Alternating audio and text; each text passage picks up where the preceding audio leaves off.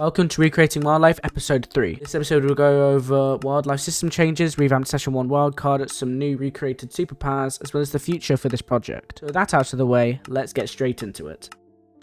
The way wildcards are selected has been completely redone. Instead of a wildcard randomly being chosen, now when typing the command /wildcard, you can now type a number which corresponds to a wildcard. For example, if I type /wildcard 7, it will enable the Superpowers wildcard. However, if you type /wildcard 0, it will still randomly select a wildcard, excluding the finale, which is number 8. Not only has the way the wildcards are selected has been changed, but also how they work. Every wildcard is now a separate mod file from the wildlife core. Core is what handles the lives and wildcard selection, making it easier to add new features to certain wildcards. Now on to the revamped Session 1 wildcard.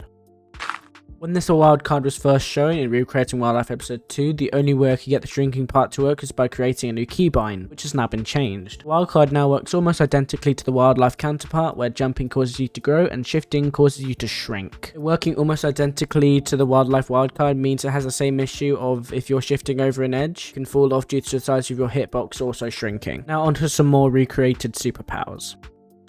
First superpower to be created was Tango's. This superpower was shown in Recreating Wildlife Episode 2, but now it's properly working and closer to the original, as when it was shown in the previous episode it was using potion effects and didn't have the Frostwalker boots half of the superpower, which it now does. The second superpower to be created was Scar's power, which was also shown in the previous episode, but now has the second part of the power working, which is the higher knockback, as well as the ability to sit on anything. I've also recreated Etho's power, which gives you a mace with Windburst and Curse of Vanishing, and when you use a wind charge while on the ground you get propelled further than you usually would do. Big B's superpower has also been recreated, which summons 3 creakings around you and only attack other players and are friendly towards you. Also managed to recreate Solidarity's power, which makes you completely invisible. It doesn't currently work exactly like the wildlife version because it takes off the player's armor and currently doesn't hide the items the player is holding. And the final superpower that has fully been recreated is ZombieCleo's power. It works almost identically to the wildlife power and is by far the most polished of the superpowers I currently have recreated. I have been working on more superpowers than what's been shown currently, they're either too buggy or not finished enough to be shown yet. A good example of this is Impulse's power. The players are randomly given a superpower upon the wildcard being activated, but if you want a certain player to have a certain power, then you can use the /predetermine command. You can also give yourself a certain power with the /setPower command. So this video took so long to come out, there is more to this project that hasn't been shown yet due to certain things not being fully ready. If you want these videos to come out faster, consider becoming a channel member or simply just liking and subscribing, and go watch the previous episode of this series or go watch every death from Simple Life.